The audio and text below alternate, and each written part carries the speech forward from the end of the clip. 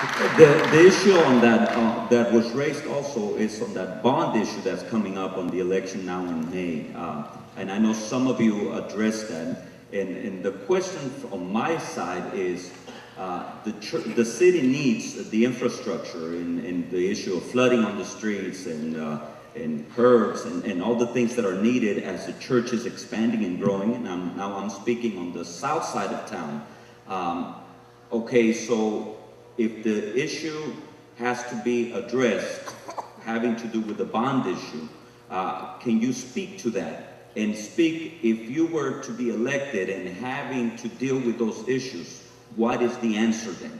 Let me caveat on that question and just say that there are a group of Southside pastors that are very concerned not only about obviously about the moral and the spiritual aspect of their community, but they're also concerned about issues that add to the quality of life.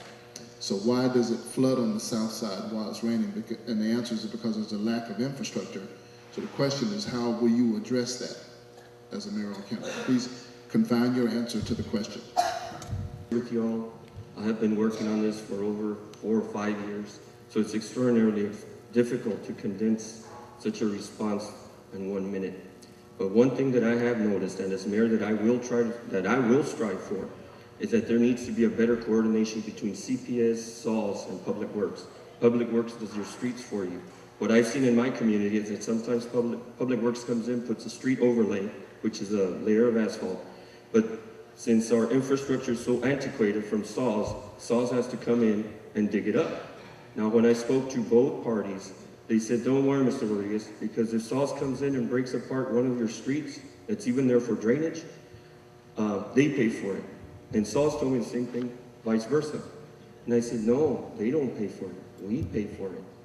So what I'm hoping to do is that not just for high capital improvement projects, which are in the millions, which require coordination, I'm hoping that even smaller projects will do the same.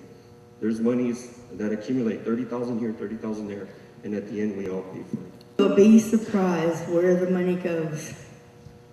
The bond issue is no, as far as I'm concerned. We get money from the state and the federal government for your drainage, for your infrastructure. These are boondoggle things that they want. How do you think they paid for the park? How do you think Pete fixed the river when we voted against it? It was our street money. You just have to be more aware of what they're doing with the money. Don't let these people boondoggle you with, well, you're going to flood. You're not going to have sidewalks. Honey, it's just a cry for the money. In '95, they had a bond that they used last year to the sunken garden. What was that bond for? Bonds equals taxes. The homeowners and taxpayers will tell you that. You know that. As desperately as this community needs money, as desperately as we want to invest and I want to invest, it is appalling that the neoconservative leadership in Washington and this city, after spending trillions of dollars of your money, would come now and ask you again at the local level to pay it out of your money to fund all this. I would like to see a reduction in that bond issue, and I believe the federal government should be stepping up to the plate along this international border with Mexico in dealing with all our immediate emergency needs of transportation, of healthcare, of education. The money that we need here and the help that we need here should be coming also from the federal level. And think of the trillions of dollars or half a trillion that we're spending overseas. We can spend an equal amount here. There's a great deal of waste among the county and the city. C.A. Stubbs pegs that number at about $1 million per day. Now, if that money were put to better use, I think we could handle the infrastructure.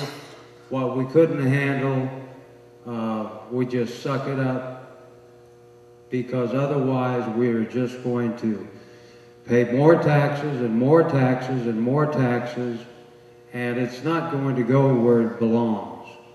$365 million a year is wasted. Think about that. What concerns me about the bond is several things. Back in 1994, just recently at a city council meeting, I was there, and they voted to just start a job that they voted on back in 1994, 14 years later. We know, as we're sitting here, we know that this bond is going to cost us $50 million a year in interest. $50 million a year. Where's that going to come from? Well, for somebody to say to us that that's not going to come through increased taxes is really speaking out of both sides of our mouth. Because for me to say something like that, that means that yes, we're not going to increase the tax rate, but we know Bexar County Appraisal is going to increase the appraisal on our homes. That's how we're going to pay for this bond. Now we get $166 million a year through property tax revenue in San Antonio. I believe if we say no to this bond, and we look at the city of San Antonio, as your mayor, I'll come in and say, listen, we're going to drop the property tax rate 10%. Let's do something unheard of. Let's do something different. Let's say we can take $17 million off of our giant budget.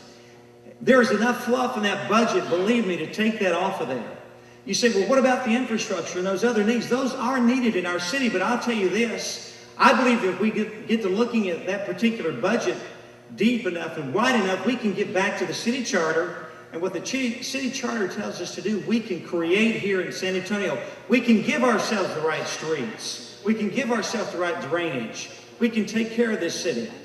So I say no to that bond issue, and I say no to property taxes. Thank you. Thank you.